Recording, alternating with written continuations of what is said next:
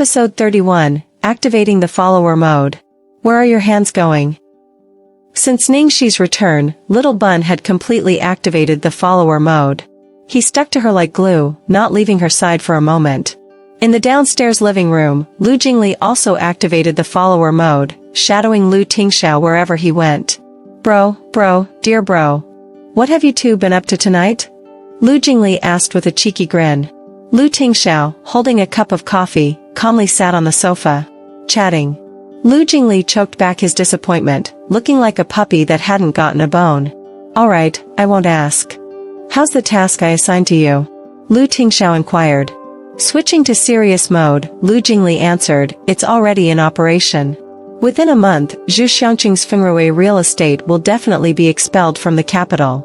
What about Ningxi's situation? Lu Tingxiao continued. Lu Jingli organized his thoughts and began, because the crew initially blocked the news, I didn't learn about this in time. However, now that the person who set this up can't keep the news suppressed, it has already spread. What's worse is that the prop master, in an interview, directly accused Ningxi of bribing him to tamper with the props. So, it's not just a matter of public opinion. If the case is reported to the police, Ningxi might be brought in for questioning. A strong aura of hostility emanated from Lu Tingxiao, and the sofa beneath him seemed to transform into a throne of demonic skulls. Each word he uttered was like ice, I want to see who dares. Rest assured, bro. With you backing her up, who would dare touch a single hair on her? Lu Jingli hurriedly comforted, then actively presented, bro, you can relax. I've secretly placed listening and monitoring devices in the prop master's home. He'll definitely contact the mastermind during this time. We won't have trouble obtaining evidence, and by then, whoever steps into the police station is still uncertain. Lu Tingxiao's expression seemed dissatisfied, and he tapped the coffee table with his fingers. Efficiency. Hearing this, Lu Jingli couldn't accept it and grumbled, what's wrong with this method? It's efficient enough. Lu Tingxiao retrieved a gun from a hidden compartment under the TV cabinet and threw it in front of Lu Jingli. Lu Jingli twitched his mouth. Come on. Isn't this too straightforward? It lacks finesse. While the two were talking, footsteps echoed from above. Lu Tingxiao calmly placed the gun back, then looked up with a gentle gaze at the newcomer. Has little treasure gone to sleep? Yes, he's finally asleep. Ningxi answered while rushing, that Lu Tingxiao, I have something urgent to attend to now. I've left a note for little treasure. My phone is fully charged, so you can contact me anytime. I'll be back within 3 hours at most. I won't say more. Goodbye. With that, she dashed away like the wind. Lu Jingli rubbed his chin. Bro, where do you think sister-in-law is in such a hurry to go? Lu Tingxiao looked at the direction Ningxi had left, his expression enigmatic. Then, he instructed Lu Jingli, find someone to follow her. Ningxi leaving at this time was definitely not simple. If little treasure wasn't currently unsuitable to be left alone, he would have gone himself. Why find someone else? I'll go. Lu Jingli immediately volunteered for the task. Lu Jingli went home and drove a relatively low-profile black car, following Ningxi, who was speeding on her motorcycle. 20 minutes later, he stopped with Ningxi in front of the small apartment building she used to live in. Lu Jingli observed the situation there while reporting it in real time to Lu Tingxiao. After returning to the apartment, Ningxi immediately pulled out a metal box from the bottom of the wardrobe and carefully checked and wiped everything inside. Glancing at the time on her phone, she casually stuffed the items into her bag and hurriedly went downstairs. Not far away, Lu Jingli reported to the person on the other end of the Bluetooth earpiece while driving. Ningxi went back to the apartment, stayed for less than 5 minutes, and is now heading towards the outskirts of West River Road. Half an hour later, Ningxi finally stopped. Surveying the rundown houses around her, Lu Jingli looked surprised. Oh, isn't this the place where the prop master Zhang Chong lives? What is Ningxi doing coming here alone? Is she planning to reason with him? That would be too naive. Activate the surveillance. A cold voice came from the Bluetooth earpiece. Oh, right, almost forgot about that. Lu Jingli quickly took out the laptop from the back seat. Bro, wait a moment. I'll live stream it for you with my phone. Before Lu Jingli could finish his sentence, he suddenly found that he couldn't operate his computer anymore. He was left speechless and his face turned black. Bro, you actually hacked my computer. I told you I'd live stream it with my phone. Do you have to be in such a hurry? Jiong Chang's salary on the set was decent, but due to his gambling habits, instead of saving, he accumulated a pile of debts. Hence, he lived in this suburban slum. Ningxi had overheard him talking to someone while drinking on the set before and learned about his situation. Knock, knock, knock. Ningxi knocked on the door 3 times. There was no response from inside. Ningxi continued knocking until there was a loud bang, followed by the sound of slippers dragging on the floor. The rusty iron door was pulled open. Who the hell is it, looking for death so early in the morning? Jiong Chang began to scold but stopped when he saw Ningxi, his face suddenly changing. Mr. Jiong, long time no see. Ningxi looked at him with a smile. Jiong Chang had initially intended to shut the door directly, but his eyes flickered. Instead, he lazily said, I thought it was someone else. It turns out to be the beautiful Miss Ning. Kumain. As soon as Ningxi entered, she caught a whiff of a foul smell, stale alcohol mixed with the stench of socks and mold. It was as powerful as the smell of an opened can of sardines in the morning. Take a seat anywhere. Jiong Chang lit a cigarette and lazily looked at her, his eyes like sticky glue sticking to every part of her body. Ningxi sat down on the only relatively clean chair in the room. She then cut to the chase, no beating around the bush. You should already understand my purpose for coming. I need your testimony. Please tell the truth. It was Ning Shuelua who orchestrated the whole thing, not me bribing you to frame her. Hearing this, Jiong Chang laughed as if he had seen through her. Little girl, have you started recording? Trying to trap me with your words? Haha, you're too naive. I'm sorry, but what I told the reporters is the truth. Jiong Chang had a smug expression, and then a glint of cunning flashed in his eyes. Unless, you can afford the price. Ningxi narrowed her eyes, she had anticipated this. After Jiong Chang got the money from Ning Shuelua, he definitely wouldn't flee. Instead, he would continue gambling, and the end result would likely be losing everything again. Now he actually wanted to have it both ways. What if I don't agree? Ningxi looked at him with a smile that was not a smile. Jiong Chang's gaze lingered lecherously between her chest and buttocks as he stroked his chin. No money. There are still ways without money. If the beautiful Miss Ning is willing to spend a night with me, I can tell you some interesting things. His words clearly hinted that if she wanted his testimony, she had to either pay or accompany him to sleep. Considering Jiong Chang's cunning personality, it was highly likely that even if she fulfilled his request, he wouldn't provide the testimony. It would be a situation where she lost both money and dignity. Meanwhile, in the car downstairs. Seeing this scene on the surveillance, Lu Jingli nervously reminded his elder brother through the earpiece, Bro, be gentle. Don't get too excited. Please, be gentle with my little black book. I have hundreds of gigs of precious collections on my hard drive. Proceed, now. The voice in the earpiece commanded. Yes, yes, yes. I'm on my way. Seeing that Jiong Chang on the monitor was approaching Ningxi step by step, Lu Jingli grabbed his laptop and rushed out. At the same time, Jiong Chang reached Ningxi's chair, leaning on the armrests with his arms. His breathing became rapid. How about it? Isn't this deal profitable? You can get what you want, and we can have some fun. Ningxi lowered her eyes, her expression hidden in the shadows, and a light sneer escaped her crimson lips. The next moment, Jiong Chang felt a cold, hard object against his waist. When he looked down, he turned pale instantly. It was the black muzzle of a gun. You. Jiong Chang's first reaction was to run.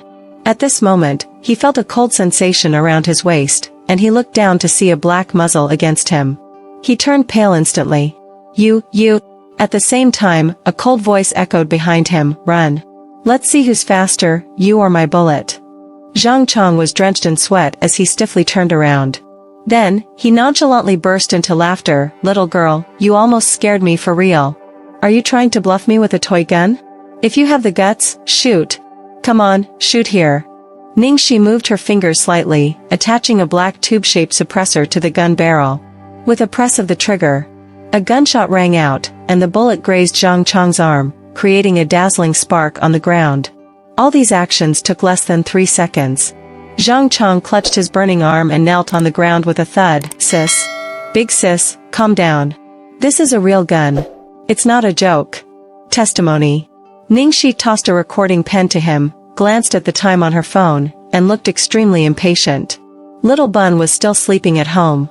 If he woke up early and couldn't find her, he would surely worry. She needed to get back to accompany him. I'll record. Let me do it. Jiong Chong scrambled to pick up the recording pen and pressed the button to start recording. It wasn't Ningxi. It wasn't Ningxi who bribed me. Someone else asked me to tamper with the props at Jian Studios. I don't know who that person is. I received an anonymous email instructing me to do this, and they even directly deposited 100,000 into my account, saying they would give me another 100,000 after the job was done. Jiong Chong confessed while stealing cautious glances at Ningxi. The woman across from him had an extremely impatient and gloomy expression. Her bloodshot eyes and nervously stroking fingers on the gun barrel made her look like a psychotic serial killer with mental illness, sending shivers down anyone's spine. Lu Jingli, who was about to rush into the room to save someone, was dumbfounded as he witnessed the dramatic turn of events on the surveillance. Alone, she really brought a gun. Damn it. If I'm not mistaken, the model of that gun is a Beretta 92F. Where did she get it from? Lu Jingli's face was full of disbelief. After saying that, a pitiful thought emerged in his mind. His second attempt at being a hero today was shattered again. Inside the room, Jiong Chong stared fixedly at the gun in Ningxi's hand, afraid that she would shoot without warning, leaving no room for reaction. She was too ruthless. Everything I said is true. Not a single word is false. I swear on my life. Jiong Chong stammered nervously. Ningxi remained silent, unsure whether to believe him or not. She continued to twirl the gun in her hand, almost making the gun dance. Oh dear. Be careful not to accidentally discharge the weapon. Jiong Chong was scared out of his wits and quickly assured her, I'm telling the truth. There's not a word of falsehood. If there's anything you need, I'll fulfill all your conditions, unconditionally. Pseudo-testimony, she asked. She wanted ironclad evidence, not just words. Ningxi used the gun's barrel to tap his chin, then spoke. Provide me with the bank account of the person who paid you and the emails they sent you. Sure. It's on my computer. Let me get it for you. But the email is anonymous, and the account is an overseas anonymous account. Even if I give it to you, it won't be of any use. Jiong Chong explained as he took out a laptop from under the blanket, showing her the emails and transaction details. Ningxi glanced over to confirm there were no issues and said, This computer is mine now. Any objections? Jiong Chong vigorously shook his head. No. Madam, feel free to take whatever you want. Ningxi sneered. From being called Big Sis to Madam directly, this rascal was quite flexible. Talking reason with such a ruffian was impossible. Negotiating conditions would only make him demand more. Playing tricks with him would be even more difficult. Therefore, the only way was to use force to counter force. Since returning to China, this was the first time she had used the gun. It was impossible not to be nervous, but luckily, she had acting skills. Treating it like a scene in a play helped her stay calm instantly. She chose to play the role of a psychotic serial killer this time, and it seemed to have worked well. Acting was her beloved profession and a means to protect herself. Now, madam, do you have anything else to do? Jiong Chong asked nervously when he saw she hadn't left yet. Ningxi stared at him with a contemplative gaze. I'll consider it. Consider what? Of course, I'm considering whether or not to kill you to silence you. What if you tell someone later that your testimony was extracted by torture? Ningxi spoke in a matter-of-fact tone and appeared serious. Jiong Chong's legs almost gave way, and he nearly knelt down again. How could that be possible? Even if you gave me 100 guts, I wouldn't dare. This time, what he said was the truth. His personality was to bully the weak and fear the strong. Ningxi had scared him thoroughly this time. He hadn't expected that a seemingly gentle girl would have such a terrifying side. He didn't even dare to look directly into her sinister eyes, fearing that he would have nightmares later. Ningxi chuckled lightly, tapped his cheek with the gun barrel, and said, Rest assured, I won't kill you to silence you. I'll even send you money. Jiong Chong's first reaction was to plead for mercy. I don't want it. Please spare me, madam. I was confused and said nonsense when I was drugged with lard. I wouldn't dare to ask for your money. Who said I was going to give you money? Ningxi kicked him. Jiong Chong climbed up, his face full of innocence. But didn't you just say? He was really being driven crazy by the unpredictable mood swings of the person in front of him. Ningxi glanced at him coldly. Wait for my message at home. As long as you behave, plenty of money will be waiting for you. Otherwise, She still needed to contact him? Didn't she already take everything from him? Why was she still bothering him? He didn't want money. He wanted his life more. Jiong Chang had no choice but to thank her profusely and agreed to send her off. After going downstairs, Ningxi put on her helmet, started the engine, and headed straight for the Lu residence. When she arrived at the Lu residence, she was an hour earlier than the time she had agreed upon with Lu Tingxiao. Entering the living room, Lu Tingxiao, just like when they left, was still sitting on the sofa, seemingly unchanged. Ningxi didn't think much about it and immediately asked, Lu Tingxiao, I'm back. Did our little darling wake up? No. Oh, okay. I'll go check on him. Wait. Lu Tingxiao suddenly stopped her. Huh, what's wrong? Ningxi felt that Lu Tingxiao's tone seemed a bit off. Where did you go? Lu Tingxiao's tone was calm, but it gave off an illusion of hidden turbulence. Ningxi subconsciously sensed danger and hurriedly replied, I went to take care of some private matters. It's already resolved now. I'll go upstairs first. As she was about to slip away, a sudden force yanked her, and the next second, Ningxi was unexpectedly pulled into a fall on the sofa. To be precise, she fell into Lu Tingxiao's arms. Ningxi was surprised, and what astonished her even more was, Lu Tingxiao. What are you doing? Where are your hands going? Lu Tingxiao didn't respond to her and continued to search on her body. Hey, if you keep doing this, I'll resist.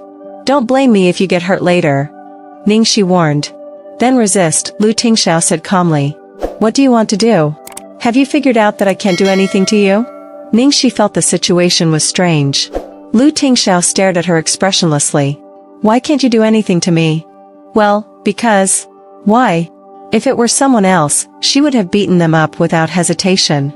As Ningxi struggled to come up with an answer to this question, Lu Tingxiao's hand dangerously reached for something behind her waist. Ningxi's eyes suddenly narrowed, wanting to stop him, but it was too late. The gun hidden behind her waist was instantly in Lu Tingxiao's hand. Lu Tingxiao directly threw the gun onto the nearby coffee table. His usual unforgiving expression now seemed icy, and his words were like sharp blades, explain. Ningxi suddenly felt like she was caught cheating during an exam, desperately twisting her fingers. Trying to put on a relaxed expression, she said, hee hee, it's fake. A toy gun. I bought it for fun. Really? Do toy guns need a silencer? Lu Tingxiao glanced at her and casually picked up the gun, aiming at a porcelain vase in the corner. The vase shattered instantly. Ningxi's face, which had been forcibly composed, now shattered just like the broken vase.